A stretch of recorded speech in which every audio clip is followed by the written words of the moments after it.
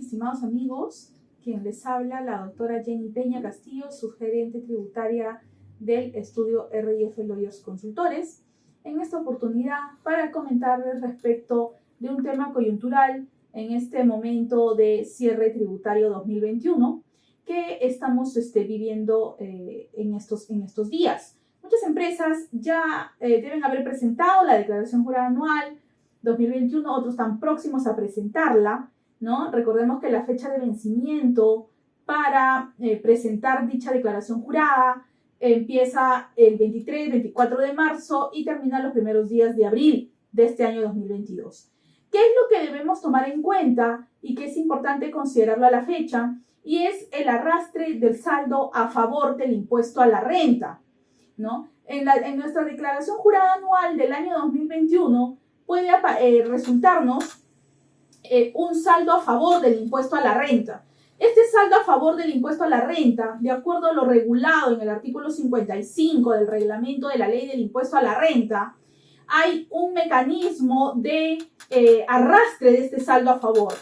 Cuando nos resulta este saldo a favor del impuesto a la renta, nosotros tenemos dos opciones. Una de ellas es pedir devolución y automáticamente podemos hacerlo a través del formulario 1649 y otro es a través de una compensación. Si nosotros hacemos clic en compensación, automáticamente se gatilla la obligación de compensar dicho saldo a favor del impuesto a la renta en nuestros pagos a cuenta, ¿no? Y el artículo 55 del reglamento de la ley del impuesto a la renta te dice cómo tienes que hacer estas compensaciones y cuál es el orden de prelación que tenemos que considerar a efectos de poder hacer un correcto arrastre de este saldo.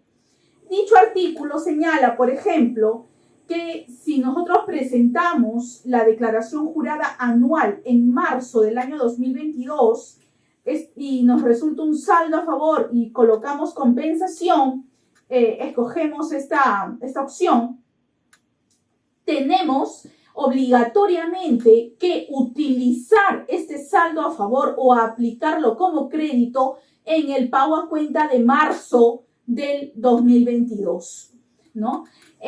Y arrastrarlo o aplicarlo en los meses sucesivos de manera ordenada. Marzo, en el pago a cuenta de marzo que vence en abril, en el pago a cuenta de abril que vence en mayo y así sucesivamente hasta que se agote ese saldo a favor que tenemos del impuesto a la renta. Puede también resultar que tenemos un ITAN. El ITAN, que ya estamos próximos a pagarlo en marzo de este año, el ITAN del año 2022, también es un crédito que debe ser aplicado contra los pagos a cuenta. Entre el saldo a favor del impuesto a la renta y el ITAN del año 2022, ¿qué es lo que debemos de aplicar primero? Señala el artículo 55 de la ley del impuesto a la renta, del reglamento de la ley del impuesto a la renta, es el saldo a favor del impuesto a la renta. Ese es el primer crédito que debemos aplicar. Entonces aplicamos este saldo hasta que se agote, ¿no? Hasta que se agote, aplicarlo mes a mes, cada pago a cuenta hasta que terminemos con el saldo a favor. Una vez que terminamos con el saldo a favor, recién podemos continuar aplicando el ITAN del 2022, obviamente correctamente pagado. Eso es lo que señala el artículo 55 del reglamento de la ley del impuesto a la renta y la norma del ITAN también. ¿Qué es lo que puede suceder en el año 2022?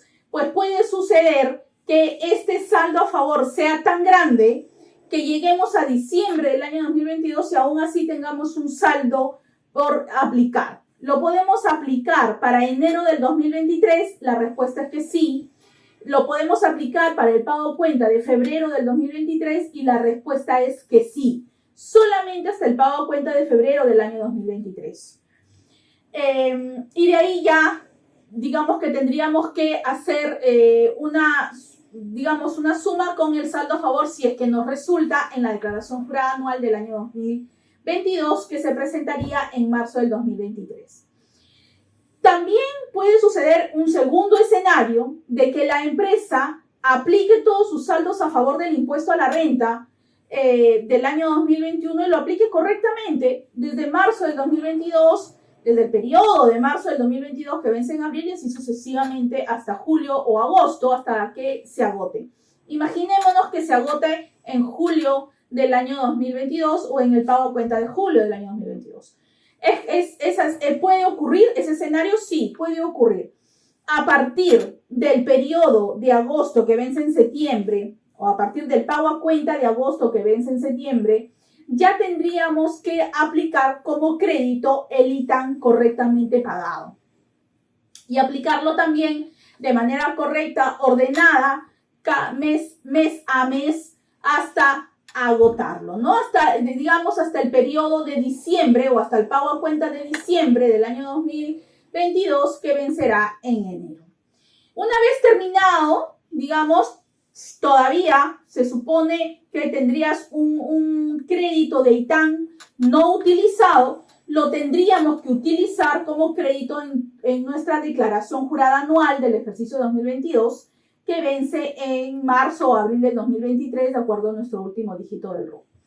Entonces, esa es la manera ordenada, digamos, de aplicar nuestro saldo a favor del impuesto a la renta. Es un tema un poco delicado porque las empresas a veces suelen confundirse, suelen aplicar primero el ITAN y luego el saldo a favor, lo cual es un error, porque primero se tiene que aplicar tu saldo a favor del impuesto a la renta y luego, una vez agotado utilizar como crédito el ITAN, vuelvo a repetir, correctamente pagado.